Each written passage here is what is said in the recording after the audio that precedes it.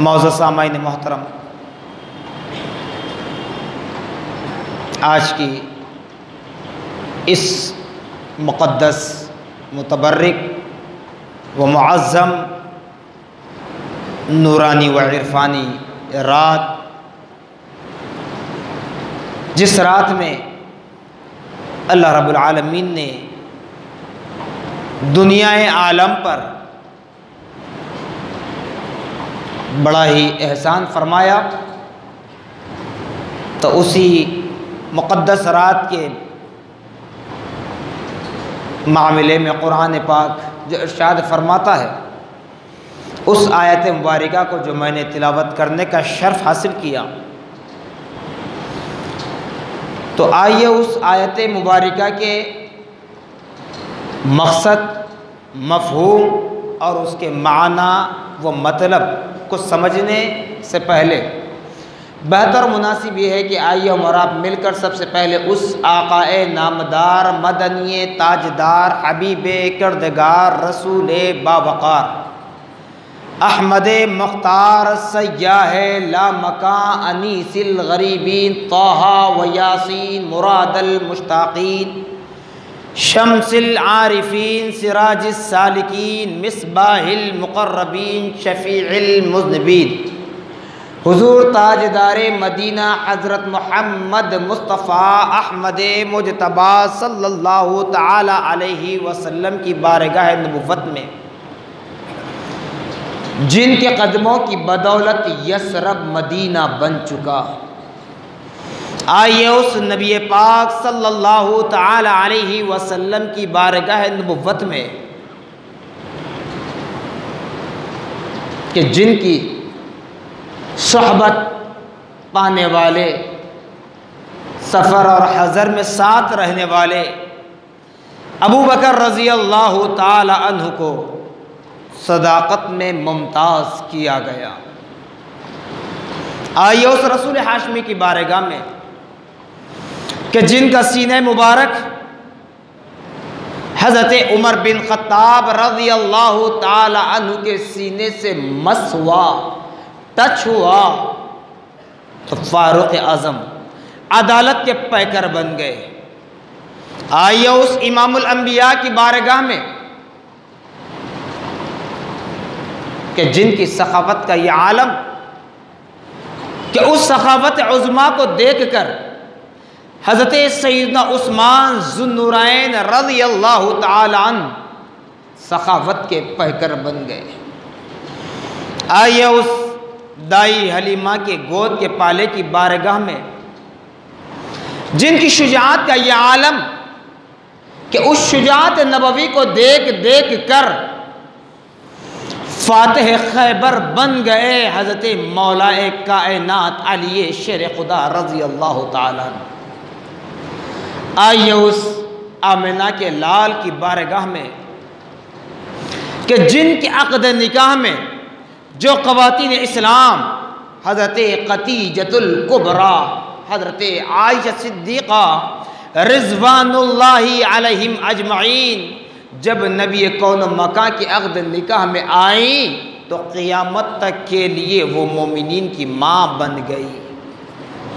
آئیے اس عبداللہ کے در یتیم کی بارگاہ میں جن کی گود میں پلنے والی خاتون اسلام، جن کے زانوں پر سر رکھ کر آرام کرنے والی شہزادی اسلام ماں حضرت فاطمہ رضی اللہ تعالی عنہا، جنہیں خاتون جنت بنایا گیا،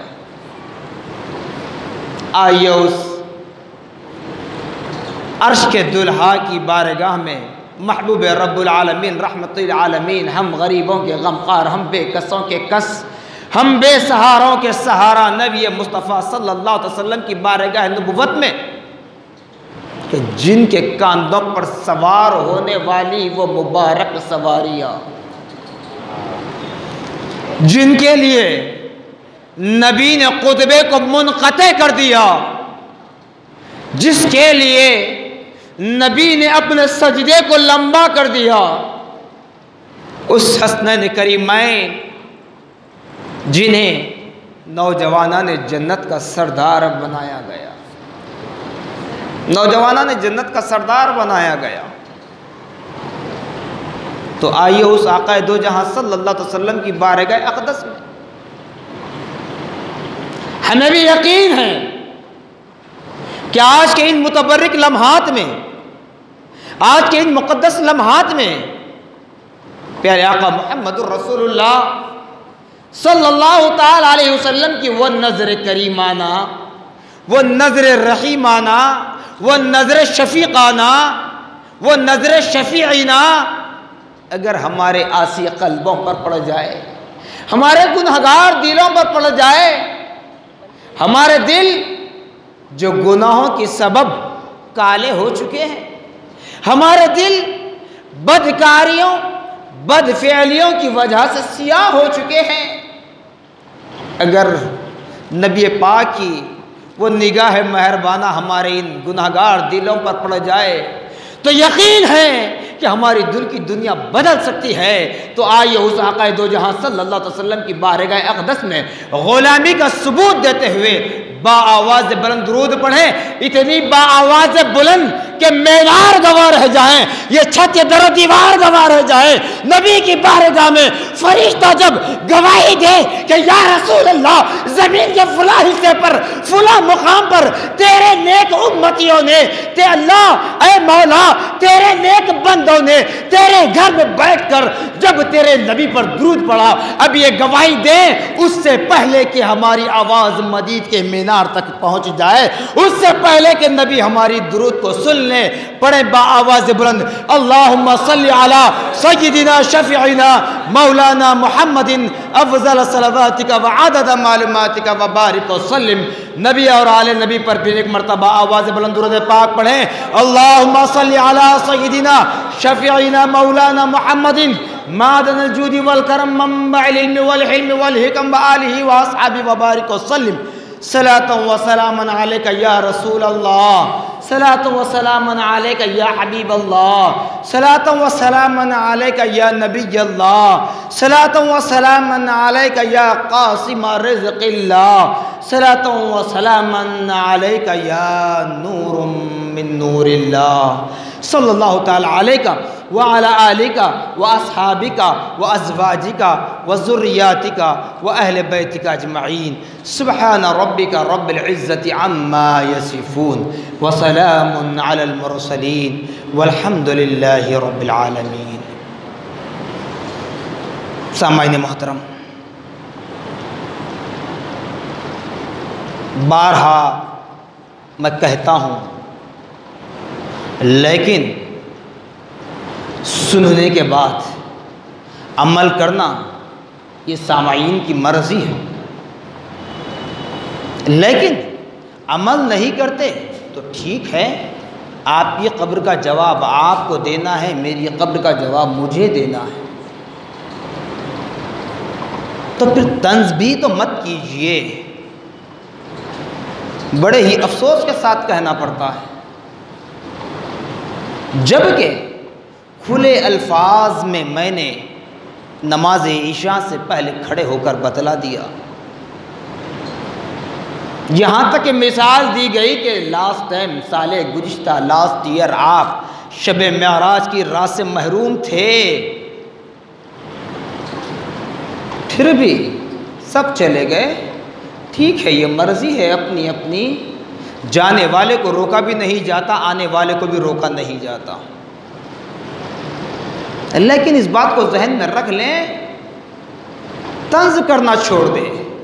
وقت برا آ جائے تو یہ نہ کہیں کہ امام صاحب ہمارے لیے دعائی نہیں کرتے، مؤذن صاحب ہمارے لیے دعائی نہیں کرتے، یہ شکایت چھوڑ دیں، کمپلین کرنا چھوڑ دیں آپ، چونکہ جب سنتے ہی نہیں، پھر کچھ برا وقت آ جاتا ہے تو کہتے ہیں کہ علماء ذمہ دار ہے، کہتے ہیں کہ علماء ذمہ دار ہے، اللہ اس کا رسول حاضر و ناظر ہے۔ میں ہمیشہ ہمیشہ جب بھی جو بھی کہتا ہوں، خدا کے گھر میں کسی پر طنز نہیں ہے، اگر طنز ہے تو برائے تعمیر ہے، برائے تنقید نہیں ہے، طنز ہے سیدھے راستے پر لانے کے لیے ہے، نہ کہ کسی کو برا بھلا کہنے کے لیے۔ بتاؤ اللہ اس کا رسول حاضر و ناظر ہے. میں اپنی انانیت کی بات نہیں کرتا. اتنے عرصے سے مجھے آپ دیکھ رہے ہیں، اس مسئلے پر دیکھتے ہیں تو پھر راستے میں ہی دیکھتے ہیں. کیا کسی کے گھر میں جاتا ہوں؟ جہاں بھائی کسی کے گھر میں جاتا ہوں، کچھ کھاتا ہوں، کچھ پیتا ہوں، ان سے کچھ لیتا ہوں، تو ان کی بات سن کر کسی پر اعتراض کروں تو پھر اعتراض میں کیوں کروں گا؟ میرا کام یہ کی ہے، کیونکہ جو تعلیم دی گئی ہے، جس مسئلے کو ہم نے سنبھالا ہے، وہ امانت ہے. اس کو پیش نظر کر ہمیں حق بات کہنی پڑتی ہے، چاہے کوئی ناراض ہو جائے، چاہے کوئی ناراض ہو جائے، کیونکہ کسی سے کچھ لینا نہیں ہے. مگر افسوس صد افسوس، اسی لیے میں نے لاک ڈاؤن کے بعد جب مسجدیں کشادہ ہوئی، نماز پڑھنے کی اجازت ملی، اس وقت میں نے کہا تھا وہ الفاظ آج بھی دہراتا ہوں. اب آپ کہیں گے مولانا معراج کی رات ہے، بیان آپ کیا کر رہے ہیں؟ لیکن مجھے یہ بھی تو کہنا ہی پڑتا ہے. نہ کہوں تو آپ بھی مجھ پر اعتراض کرتے ہیں، کہوں وہ تو بھی آپ اعتراض کرتے ہیں. لہذا مرضی ہے آپ کے، اعتراض کیجئے، اللہ نے زبان دیا ہے ہر کسی کو. سال گزشتہ جب معراج کی رات لاک ڈاؤن ہوا تھا، آج مکمل 1 سال ہو رہا ہے، مکمل کمپلیٹلی 1 ایئر. تو اس وقت جب پولیس کا بندوبست تھا، راستے بند تھے، مساجد بند تھے، دروازے بند تھے، تو کتنا لڑ جھگڑ کر بحث مباحثہ کر کے مسجد میں آ رہے تھے نمازوں کے لیے، بتاؤ. تو پھر آج کیا ہوا؟ آج تو دروازے کھلے ہیں، راستے کھلے ہیں. تو اسی لیے ریاکاری سے بچنے کی کوشش کیجیے، ریاکاری سے بچنے کی کوشش کیجیے. اخلاص سے ایک سجدہ اگر کر لیں، اخلاص کا ایک سجدہ باقی 1000 سجدوں پر بھاری ہو جاتا ہے. ایک سجدہ اخلاص کا. کیوں؟ یہ میں اپنی جانب سے نہیں کہہ رہا ہوں، نہ جامع جامعہ کی کوئی کتاب لے کر آپ کو بتا رہا ہوں، بلکہ جس وقت ابلیس کو، شیطان کو ملعون قرار دیا گیا، جنت سے دھتکار دیا گیا، تو اس ملعون نے خدا کی بارگاہ میں کیا کہا تھا؟ مولا میں تیرے بندوں کو نیکی کے راستے کی طرف آنے نہیں دوں گا، ہاتھ روک کر بیٹھ جاؤں گا، ہاتھ روک کر بیٹھ جاؤں گا، نیکی کے راستے کی طرف آنے نہیں دوں گا. ارے خدا کی قدرت دیکھیے ایمان والو. اس لیے بارہا کہتا ہوں کہ اگر ہم اپنے اعمال کا محاسبہ کریں اور خدا کی قدرت کو سامنے رکھیں تو 1 سیکنڈ کے لیے، منٹ بھی نہیں، 1 سیکنڈ کے لیے خدا کی رحمت ہم پر نازل نہیں ہو سکتی. یا سکون کی ہم سانس لے رہے ہیں، ہم سینہ تان کر کہتے کہ مومن ہیں، سر اونچا کر کے کہتے مومن ہیں. یہ ہماری چند نمازوں سے نہیں، ہمارے بڑے بڑے عالیشان مساجد بنانے سے نہیں، دنیا کی قیادت سے نہیں، بلکہ نبی پاک صلی اللہ علیہ وسلم کے نالین کا صدقہ ہے کہ خدا رب العالمین ہم پر رحم و کرم کی چادر پھیلا رہا ہے، ہم کو اپنی رحمت کی چادر میں لے رہا ہے. تو ملعون نے جب کہا مولا تیرے بندوں کو نیکی کے راستے کی طرف آنے نہیں دوں گا، ہاتھ روک کر بیٹھ جاؤں گا، تو میرے رب نے کیا کہا؟ ارے ملعون، تجھ کو بھی میں نے پیدا کیا ہے، جب تک تو میرے خلیفہ کی شان میں، میرے نائب کی شان میں بے ادبی نہیں کیا تھا تو تیرا مقام تھا عرش اعلیٰ کو ٹیک لگا کر بیٹھتا،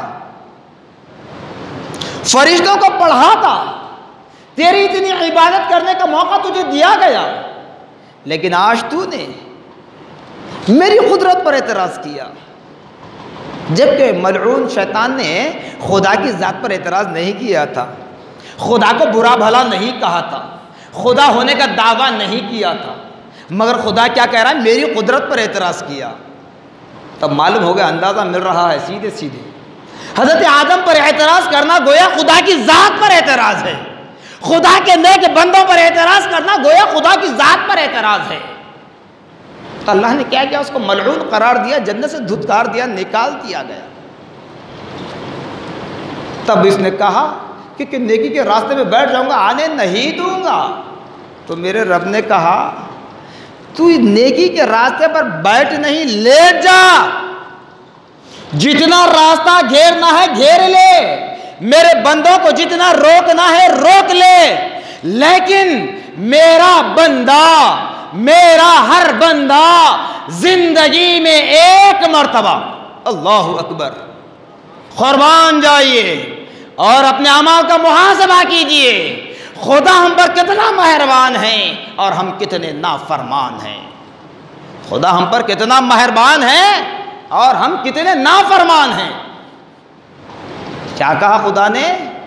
تو جتنا بہکانا ہے بہکا لے، زمین کو سمیٹ لے، راستے کو گھیر لے، لیکن جب میرا بندہ زندگی میں ایک مرتبہ اخلاص کے ساتھ، خشوع و خضوع کے ساتھ، سچی نیت کے ساتھ اپنے معبود برحق کو راضی کرنے کے لیے میری بارگاہ میں آئے، سجدہ ریز ہو اور اپنے گناہوں کی مغفرت طلب کر لے، اس کے گناہ اگر ریت کے ذرات کے برابر ہوں،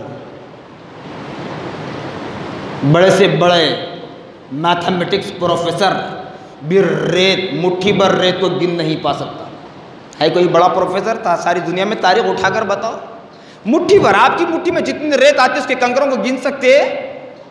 علیحدہ نہیں کر سکتے، الگ الگ جب نہیں کر سکتے تو گن کیسے پاؤ گے؟ تو میرا رب کیا کہہ رہا ہے؟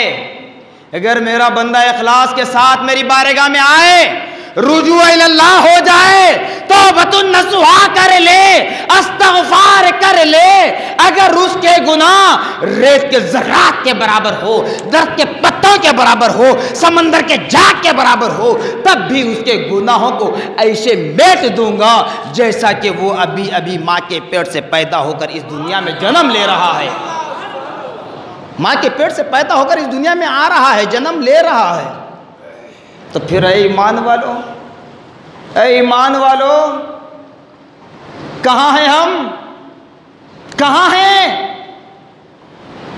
کچھ پریشانی کا عالم ہو تو خدا کی ذات پر اعتراض ہوتا ہے، علماء کو چھوڑ دیجئے، خدا کی ذات پر اعتراض کر دیتے ہیں۔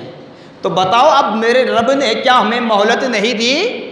کیا میرے رب نے ہمیں وہ وقت نہیں دیا؟ سال گزشتہ تو تڑپ رہے تھے نا، رمضان کا موقع تھا، تڑپ رہے تھے نمازیں پڑھنے کے لیے، پھر اب کہاں ہیں؟ یہی سوچ کر میں نے نماز عشاء سے پہلے یہ الفاظ کہا تھا، لیکن مقدر کی بات ہے، نصیب کی بات ہے، نہ آپ کچھ کر سکتے ہیں نہ میں کچھ کر سکتا ہوں، اللہ اس کا رسول حاضر و ناظر ہے، کسی کی تعریف مجھ سے نہیں ہوتی سوائے خدا اس کے رسول کے۔ لیکن آئیے اسی متبرک رات میں آیت کا ترجمہ سن لیں پہلے، اس کے بعد پھر چلتا ہوں آگے۔ سبحان الذی اسریٰ بعبدہ، اور یہاں پر یہ بات بتا دوں، جو نبی پاک صلی اللہ علیہ وسلم کی میلاد ہو، آپ کے نور کا معاملہ ہو، آپ کے علم غیب کا معاملہ ہو، جی آپ کے اول و آخر ہونے کا معاملہ ہو، آپ کی معراج کا معاملہ ہو، جب آپ کے سامنے کمنٹس کیے جاتے ہیں، آپ کے سامنے برا بھلا کہا جاتا ہے، سوشل میڈیا پر نبی پاک صلی اللہ علیہ وسلم کی شان میں بے ادبیاں ہوتی ہیں، تو بتاؤ پھر اس کا جواب کیسے دیں گے؟ ایسی محفلوں میں بیٹھیں تبھی تو جواب دے سکتے ہیں نا، نہیں بیٹھتے تو معلوم نہیں ہوتا، پھر جواب کیسے دے پائیں گے؟ اچھا پھر یہ بھی کہتا ہوں، اللہ اس کا رسول حاضر و ناظر ہے، مجھے کسی کو یہ بات نہیں ہوتی، میں کسی سے کچھ اس طریقے سے کہ غیبت کی باتیں سناتا نہیں، لیکن میں کہتا ہوں کہ کہتے ہیں کہ ابراہیم گلشنی میں جلسہ نہیں ہوتا۔ بھائی معراج برات قدر سال میں 3 رات تو پروگرام ہوتا ہے، جلسہ ہوتا ہے، بتاؤ کون بیٹھتے ہیں؟ کون بیٹھتے ہیں؟ کوئی بیٹھتے ہی نہیں، تو پھر باہر سے علماء کو، مہمان کو بلوا کر کس کو سنائیں گے؟ کس کو سنائیں؟ جب بیٹھتے نہیں تو سنائیں کس کو؟ پھر کہتے ہیں کہ جلسہ نہیں ہوتا۔ ارے جو جلسہ رکھا گیا اس میں تو بیٹھو، تم بیٹھتے رہیں گے، بیٹھنے کی عادت ہوگی، سننے کی طاقت ہوگی، سن کر عمل کریں گے تو پھر ہر دن آپ کے لیے جلسہ رکھیں گے، ہر مہینہ آپ کے لیے جلسہ رکھیں گے۔ اعلان آج کر رہا ہوں، اللہ اس کا رسول حاضر و ناظر، کمیٹی والوں نے مجھ سے کوئی اس بارے میں بات نہیں کی، نہ کمیٹی والوں سے بات میں نے کیا۔ اگر آپ بیٹھ سکتے ہیں جیسے بھی عشاء کی نماز میں تھے اس طرح اگر بیٹھو گے، ہر مہینہ آپ کے لیے پروگرام ہوگا، ہر مہینہ بڑے سے بڑے عالم کو بلایا جائے گا، آپ کی چوائس پر بیرونی ملک سے بھی عالم کو بلائیں گے ہم، مگر تم بیٹھو، شرط ہے کہ تم بیٹھو۔ بیٹھتے نہیں طنز کرتے ہیں تو یہ بہتر نہیں ہے۔ جو کام ہم نہیں کر سکتے وہ بات ہم کہنا بھی نہیں ہے۔ بہرحال اللہ ہمیں نیک توفیق دے۔ سبحان الذی اسری بعبدہ لیلا من المسجد الحرام الی المسجد الاقصی الذی بارکنا حولہ لنریہ من آیاتنا انہ هو السمیع البصیر۔ اللہ رب العالمین فرما رہا ہے، پاک ہے وہ ذات، 15واں پارہ سورہ بنی اسرائیل کی پہلی آیت ہے، پاک ہے وہ ذات جس نے سیر کرائی، چلایا، تفریح کرائی اپنے بندے خاص کو، اپنے بندے کو نہیں، بندے خاص۔ کیوں ہے بتاؤں گا۔ رات کے حصے میں، لیلم رات کا حصہ، من المسجد الحرام الی المسجد الاقصی، مسجد حرام سے مسجد اقصی تک، الذی بارکنا حولہ لنریہ من آیاتنا انہ هو السمیع البصیر۔ اطراف و اکناف میں ہم نے اپنی نشانیاں رکھی ہیں، اللہ رب العالمین فرما رہا، بے شک وہ سننے والا اور دیکھنے والا ہے۔ تو اب یہاں پر سب سے پہلے اعتراض یہ ہوتا ہے کہ معراج نبی کی جسمانی نہیں ہے، ایک خواب ہے۔ تو اس بات کا ازالہ کر دو، کیونکہ معراج اور نبی اور خدا کی وہ ذات اور نبی کو لے جانے والے فرشتوں کے سردار جبریل امین، ان کی تعریف میں کیا کر سکوں، میری خاک، میری زندگی، میری حیثیت ہی کیا ہے۔ بلکہ یوں کہوں کہ اگر صرف علماء مشائخ نہیں، سید زادے ہی نہیں، بلکہ کائنات کے ہر مومن سے، ہر مسلمان سے کہا جائے معراج کی تعریف لکھو، لکھنے کے لیے درختوں کو کاٹ کاٹ کر قلم بنا لیں، سمندروں کا پانی نکال کر انک بنا لیں، تو کاٹتے کاٹتے درخت ختم ہو جائیں گے، انک بنا کر استعمال کرتے کرتے سارے سمندر خشک ہو جائیں گے، اور لکھنے والے بھی کفن پوش ہو جائیں گے، قیامت کا سورج طلوع ہو جائے گا، معراج کے لفظ میم کی تعریف بھی ختم نہیں ہوگی۔ کیوں؟ خدا کا کلام ہے، خدا کا کلام ہے۔ اعتراض کرنے والا، نبی کی معراج کو خواب کہنے والا، وہ خدا کے کلام کا منکر ہے، خدا کے کلام کا منکر، بلا شک و شبہ، بلا تمثیل، بغیر کسی رکاوٹ کے وہ اپنے کیفر کردار کو پہنچ جائے گا، یعنی منکرین خدا میں شامل ہو جائے گا، دشمنان اسلام میں شامل ہو جائے گا۔ خواب نہیں ہے، اس بات کو اچھی طرح ذہن میں بٹھا لیجئے ایمان والو، نبی کی معراج جسم کے ساتھ ہوئی، جاگتے ہوئے ہوئی، جس طرح قرآن بتا رہا ہے فرش سے عرش پر لے جایا گیا، مسجد حرام سے مسجد اقصی سیر کرائی گئی، یقیناً جسم کے ساتھ ہے۔ خواب ہوتا تو آئیے حضرت ابراہیم خلیل اللہ علی نبیین علیہ السلام، جو ہمارے نبی پاک صلی اللہ علیہ وسلم کے جد اعلیٰ ہیں، دادا ہیں رشتے میں، آپ نے خواب میں دیکھا تھا، خواب میں دیکھا تھا کہ میں اپنے بیٹے کا گلا ذبح کر رہا ہوں اپنے ہاتھوں سے۔ اٹھے صبح نماز فجر ادا کیے، سرخ مصری اونٹ قربان کے رب کی بارگاہ میں، دوسری رات تیسری رات یہی خواب دیکھا، یہی عمل کیا نماز فجر ادا کرنے کے بعد۔ لیکن جب اللہ پاک نے فرمایا اے ابراہیم اب جانوروں کی قربانی نہیں، اپنے عزیز جان کی قربانی چاہیے۔ ابراہیم بھی تیار ہوئے اسماعیل کو کاٹنے کے لیے۔ اسماعیل سے کہا کہ بیٹے اسماعیل، راستے میں کہہ رہے ہیں بیٹے اسماعیل، اللہ نے مجھے یہ بشارت دی ہے اور میں نے یہ عمل کیا، لیکن اب پروردگار کا کہنا ہے کہ تمہیں قربان کروں۔ تو حضرت اسماعیل علیہ السلام نے فرمایا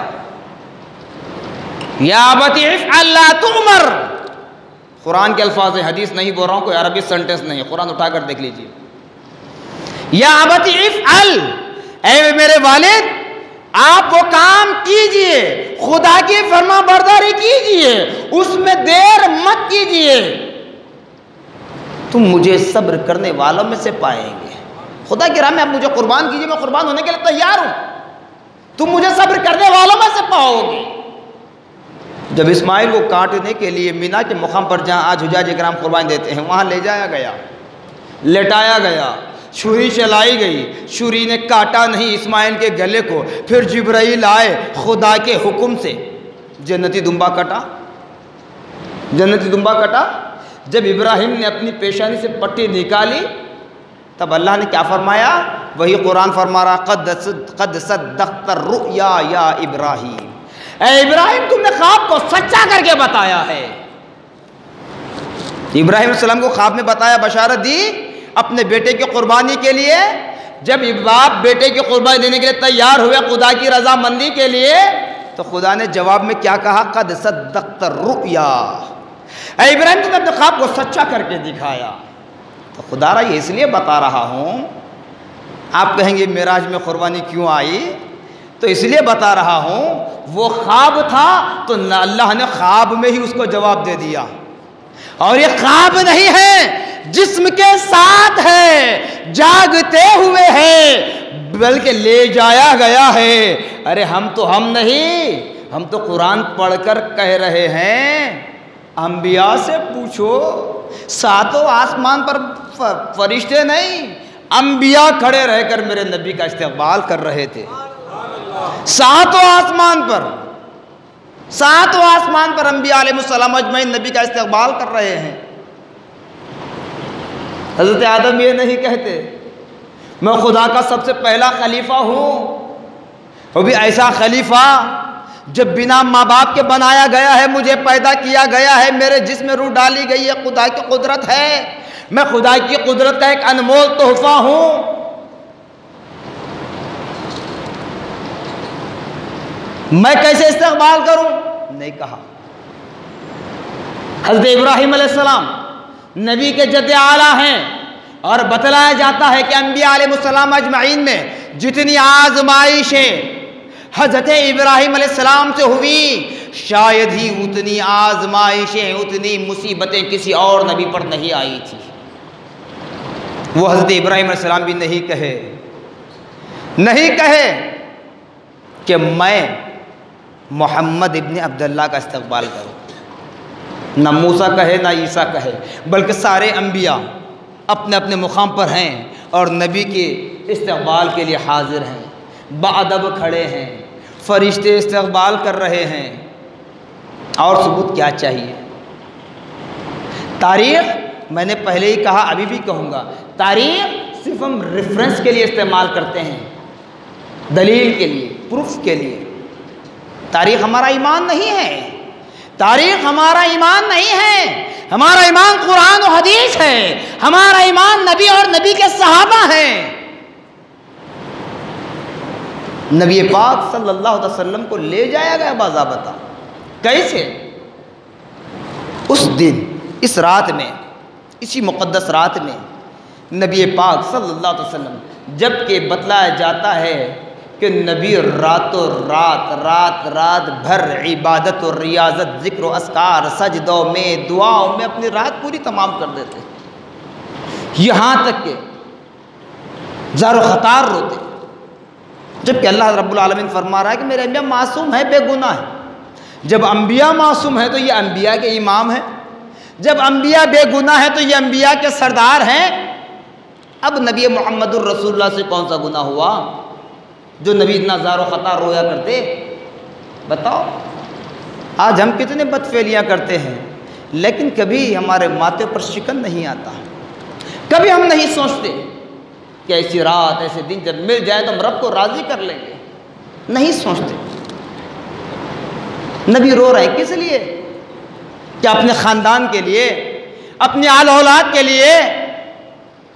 اگر مانگنا ہوتا تو میرے نبی حسین کو میدان کربلا میں کٹنے سے بچا لیتے، اگر مانگنا ہوتا تو نبی عمر، عثمان و علی کو شہید ہونے سے بچا لیتے، حسن کو زہر پلایا جاتا ہے تب بھی اس کو موت سے بچا لیتے، لیکن نبی نے اپنی آل کے لیے نہیں، ہم گناہ گاروں کے لیے مانگا ہے، ہم گناہ گاروں کے لیے زار و قطار روئے ہیں، لیکن ہم ہیں جھوٹا دعویٰ کرتے ہیں، جھوٹا دعویٰ، آپ کچھ کہیں، جھوٹا دعویٰ کرتے ہیں کہ ہم نبی کے غلام ہیں۔ اگر نبی کے غلام ہوتے تو نبی کی معراج میں بیٹھتے، صرف چوراستہ پر گلی کوچوں میں جلوس لے کر نکلنا یہ غلامی نہیں ہے، آپ گھر میں بیٹھ کر نبی کی معراج کا ذکر خیر کریں، مگر جا کر دیکھ لیں، یہ صرف بورا بنڈے کی بات نہیں کر رہا ہوں، ساری دنیا میں جہاں جہاں معراج کے جلسے ہو رہے ہیں آپ جا کر دیکھ لیں، کون بیٹھتے ہیں، کتنے بیٹھتے ہیں، سب گلی کوچوں میں، ہوٹلوں پر، ڈبوں پر زینت بنے ہوئے، گٹکے کھاتے ہوئے، پان کھاتے ہوئے، چائے پیتے ہوئے، فونوں میں لگے ہوئے، چیٹنگ کرتے ہوئے۔ خدا را ایمان والو، چاہے کچھ کہیں، ہمیشہ میں صرف اصلاح کی جانب چلنا چاہتا ہوں، اصلاح ہم کرنا ہے پہلے۔ تو نبی پاک صلی اللہ تعالیٰ علیہ وسلم کو جبریل امین لینے کے لیے آئے، جبریل پہنچے نبی کی بارگاہ میں، دیکھا کہ نبی پاک صلی اللہ علیہ وسلم آرام فرما رہے ہیں، آرام فرما رہے ہیں۔ جبریل نے سوچا اگر نبی کو جگاؤں تو بے ادبی ہے، نبی کو جگاؤں تو بے ادبی ہے، جبکہ خدا کا حکم ہے، نبی سے بڑھ کر خدا کا ماننا ضروری ہے، نبی کے ادب سے بڑھ کر خدا کا ادب ضروری ہے۔ اب وہ سردار الملائکہ ہیں، اسی لیے ہم کہتے ہیں کہ آداب مصطفیٰ، آداب رسول، تعظیم مصطفیٰ اگر کسی نے سکھلایا ہے تو وہ جبریل امین ہے، وہ جبریل امین ہے۔ سوچتے ہیں جگاؤں تو بے ادبی، اگر ادب کے خاطر ہاتھ باندھ کر کھڑا ہو جاؤں تو خدا کی نافرمانی۔ بتائیے اتنا بڑے ادب والا انسان کوئی ہمارے درمیان ہے آج؟ اللہ معاف کرے، جس قدموں کے تلے جنت ہے اسی ماں کو گالی گلوچ دیتے ہیں، جو جنت کے دروازوں میں بیچ کا دروازہ، جس دروازے میں جنت میں جانا ہے اس باپ کو گھر سے باہر ڈھکل دیتے ہیں۔ اللہ نے ایک توفیق دے۔ جبریل ہیں، فرشتوں کے سردار ہیں، اور جبریل کی حیت کیسی تھی؟ زمین پر کھڑے ہوں سر آسمان پر، زمین پر کھڑے ہو تو سر آسمان پر، دائیں جانب کے پر کھول دیں سارا مشرق آپ کے بغل میں، بائیں جانب کے پر کھول دیں سارا مغرب آپ کے بغل میں۔ سردار الملائکہ ہیں، فرشتوں کو کسی نے نہیں دیکھا، دیکھا کسی نے؟ جبکہ سنتے ہیں ہر انسان کے ساتھ کتنے فرشتے ہوتے ہیں، انگلیوں پر گننے کے لیے بتا دوں، ایک تو سب سے پہلے کرامن کاتبین جو آپ کے رائٹ لیفٹ شولڈر پر ہیں، رائٹ سائڈ کے فرشتے آپ کے نامہ اعمال میں جو اچھائیاں ہیں، نیکیاں ہیں اس کو لکھتے ہیں، اور لیفٹ سائڈ کے فرشتے جتنے برے کام ہیں سب لکھتے ہیں۔ ایک فرشتہ ہے ہر انسان کے ساتھ، ایک فرشتہ ہے جو تمہیں نیکی کی طرف بلاتا ہے، ایک فرشتہ ہے تمہیں برائی کی طرف کھینچتا ہے۔ اب بولیں گے فرشتے بھی برائی کی طرف کھینچیں گے، تو یہی تو ہے انسان کو آزمانا مقصد ہے، فرشتوں سے برا کام کروانا مقصد نہیں ہے۔ اور ایک فرشتہ ہے جو تمہاری پیشانی پر ہے، بتایا جاتا ہے کہ جب بھی بندہ مومن نبی پاک صلی اللہ تعالیٰ علیہ وسلم پر درود پاک پڑھتا ہے تو وہ فرشتہ نبی کی بارگاہ میں تمہارے باپ دادا قبیلے کے نام سے وہ درود پہنچاتا ہے۔ اب گنے ہم 1 2 3 4 5 فرشتے تو یہی ہو گئے، ہر انسان کے ساتھ 5 فرشتے۔ اب دنیا میں کتنے مسلمان ہیں اس سے کاؤنٹ کر لیجئے، آپ اس سے کاؤنٹ کریں، تب بھی کاؤنٹنگ نہیں کر سکتے۔ تب ان تمام فرشتوں کے سردار جبرائیل ہیں۔ اب وہ جبرائیل کو اللہ رب العالمین فرما رہا ہے اے جبرائیل فرش پر جاؤ اور میرے نبی کو لے آؤ۔ فرشتے کے لیے بتلایا گیا کہ نورانی مخلوق ہے، نورانی مخلوق ہے، اس کو کوئی نہیں دیکھ سکتا، صرف وہی دیکھ سکتے ہیں جن کو خدا کی وہ بصارت حاصل ہے، خدا کی وہ خاص عطا، وہ خاص بصارت حاصل ہے۔ تو جبریل نے نہیں کہا، یہ نہیں کہا کہ مولا مجھے اتنا بڑا مقام و مرتبہ تو نے عطا کیا ہے، اتنا بڑا مقام دیا ہے کہ میں تمام فرشتوں کا سردار ہوں، پھر تیرا پیغام تیرے انبیاء تک، تیرے رسولوں تک پہنچانا یہ میری ذمہ داری ہے، پھر میں اتنا بڑا اعلیٰ مقام پر فائز ہو کر تیرے بندے کے پاس میں جاؤں۔ الفاظ کو سنیے، غور کیجئے، سمجھیے۔ جیسے کہتے ہیں نا نعوذ باللہ معاذ اللہ نبی کو ہم جیسا بشر، ہم جیسا بھائی، ہم جیسا انسان کہتے ہیں نا، تو جبریل نے نہیں کہا کہ اس انسان کو لینے کے لیے میں جاؤں، بلکہ جبرائیل تیار ہوئے۔ کیسے؟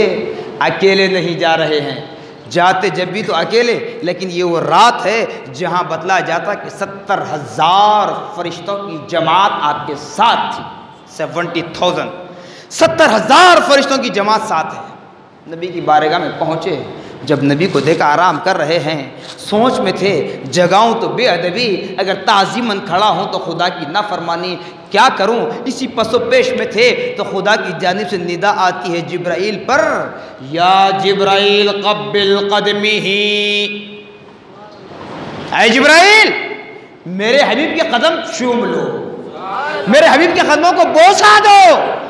جبرائیل نے بے ساختہ سردار الملائکہ ہیں، 70,000 فرشتوں کا جھرمٹ ارد گرد کھڑا ہے، کہ یہ نہیں سوچا جبرائیل نے کہ ان تمام فرشتوں کے سامنے میری انسٹ ہو جائے گی، یہ نہیں سوچا، رب کا حکم آیا، فوراً جبرائیل نے نبی کے ان نبوت والے طلبوں کو بوسہ دے دیا، نبی کے طلبوں کو بوسہ دیا۔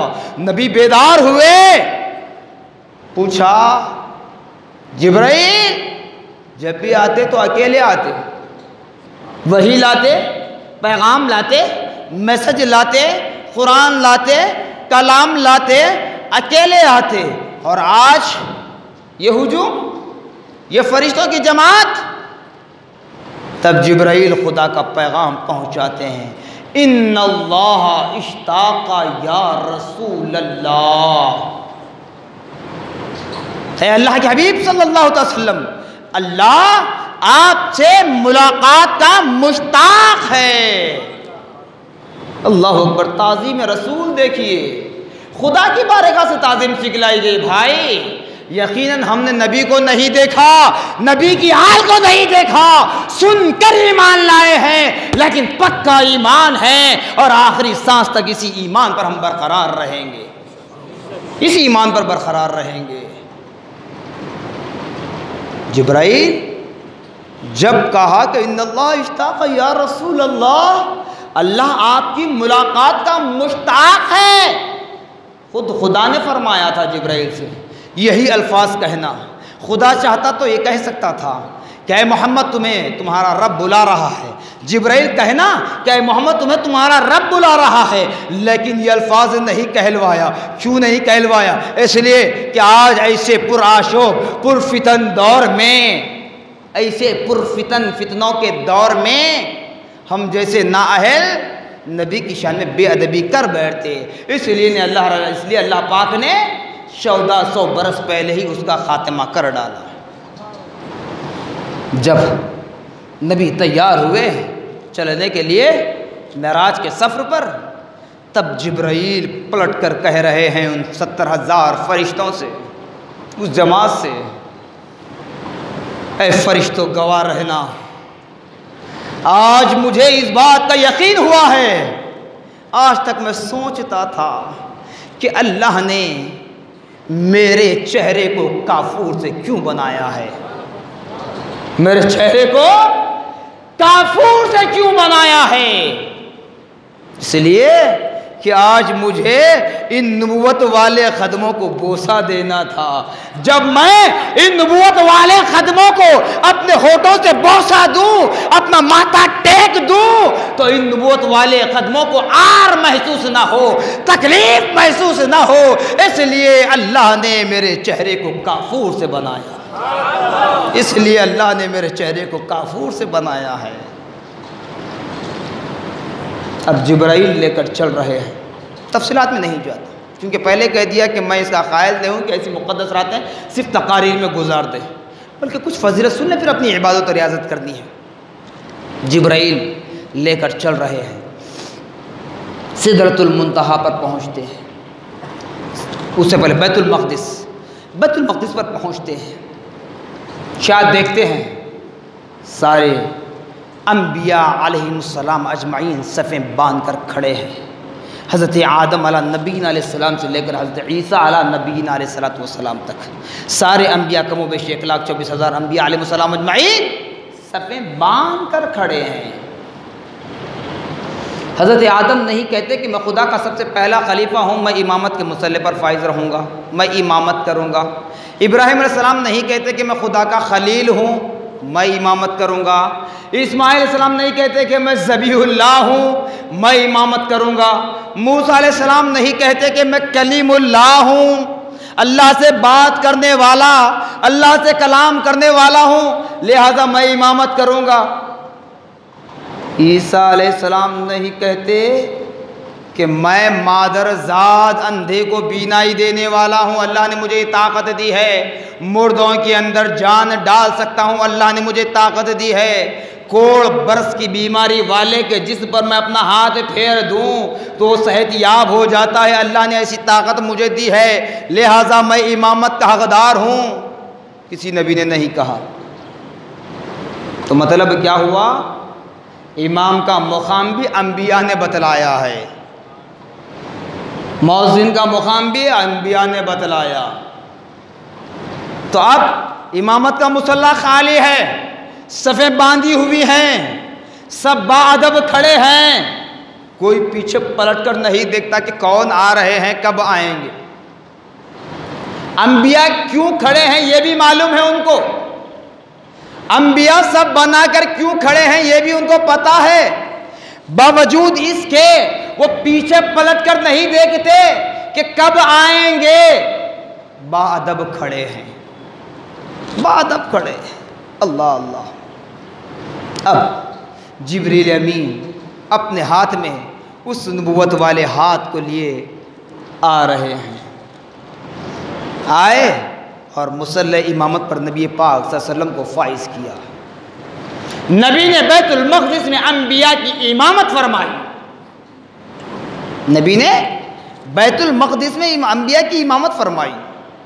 کیوں امامت؟ کیوں؟ سن تو لیتے ہیں، انبیاء کی امامت کیوں ہوئی؟ انبیاء نماز کیوں پڑھنا چاہے؟ نبی کے صحابہ بھی تو تھے، وہ نہیں، مگر انبیاء کی امامت ہوئی، کیوں ہوئی؟ اس لیے جس وقت انبیاء علیہ السلام اجمعین کو اللہ تعالیٰ میثاق لے رہا تھا، عہد لے رہا تھا، پیمانہ لے رہا تھا، وعدہ لے رہا تھا، اس وقت نبی کون و مکان صلی اللہ علیہ وسلم کی عظمت، آپ کی شان و شوکت ان انبیاء علیہ السلام اجمعین کے سامنے بتائی گئی، بیان کی گئی کہ تمہارے بعد تمہارے سردار، تمہارے امام، جن کا نام زمین پر محمد ہوگا، آسمان میں احمد پکارا جائے گا، وہ ان کی یہ شان ہے، ان کی یہ عظمت ہے۔ تو جب انبیاء علیہ السلام اجمعین نے خدا کی بارگاہ میں میثاق لیتے ہوئے نبی کون و مکان صلی اللہ تعالیٰ علیہ وسلم کی ذات مقدسہ کو، آپ کی عظمت، شان و شوکت کو ملاحظہ کیا تو رب کی بارگاہ میں ہاتھ جوڑ کر التجا کرنے لگے، مولا باری تعالیٰ الہ العالمین، اب ہمیں نبی مت بنا، ہمیں رسول مت بنا، ہماری نبوت لے لے، ہماری رسالت لے لے، ہمیں نبی محمد الرسول اللہ کی امت میں پیدا فرما۔ یہ اللہ اس کا رسول حاضر و ناظر کے خوش کرنے کے لیے نہیں، بلکہ معراج کا واقعہ اٹھا کر پڑھیں، علماء حق کی تفاسیر کو پڑھیں، معراج کی اوپر کیا لکھ رہے ہیں، سبحان الذی اسری بعبدہ پر، پھر سورہ دخان کی آیتیں وقد کان قاب قوسین سے تشبیہ دی گئی، یعنی جب نبی عرش پر پہنچے خدا اور رسول کے درمیان ایک کمان کی مثال دی قرآن نے۔ مفسرین تفسیر اٹھا کر پڑھی علماء حق، انبیاء کہہ رہے ہیں خدا کی بارگاہ میں باری تعالیٰ میں نبی مت بنا، رسول مت بنا، تیرے نبی کی امت پیدا فرما۔ تو اللہ نے فرمایا میں نے جو چیز دے دی، میرا اٹل فیصلہ ہے، واپس میں نہیں لے سکتا۔ اب تمہاری عاجزی انکساری ہے، تمہاری خواہش ہے، ایک موقع ضرور دوں گا، ایک موقع ضرور دوں گا، اس موقع کو پالو اور ساری زندگی اس میں بتانے کے برابر تمہیں وہ مزہ مل جائے گا۔ تو وہ رات یہی معراج کی رات تھی۔ بیت المقدس میں جب انبیاء علیہ السلام اجمعین نے نبی محمد الرسول اللہ کی اتباع میں صرف 2 رکعت نماز پڑھی، صرف 2 رکعت، ساری رات نماز نہیں، صرف 2 رکعت نماز پڑھی۔ پڑھنے کے بعد جب انبیاء نماز سے فارغ ہوئے تو اللہ پاک نے فرمایا اے میرے انبیاء، کیا تم نے میرے نبی کی اقتداء میں نماز پڑھی؟ تو کہنے لگے الحمدللہ، شکر ہے مولا کہ ہم نے نبی محمد الرسول اللہ کی اتباع میں 2 رکعت نماز ادا کر لی ہے۔ تب اللہ نے فرمایا یہی وہ خواہش تھی جو میں تم سے وعدہ کیا تھا، موقع دوں گا، یہی وہ موقع تھا۔ آج تم نے میرے نبی کی اتباع میں 2 رکعت نماز ادا کی، بس اتنی دیر جو تم نے نبی کی اتباع میں گزار دیا تو ساری زندگی میرے نبی کی اتباع میں گزارنے کے برابر ہو گیا۔ تو اسی لیے کہا جاتا ہے ایمان والوں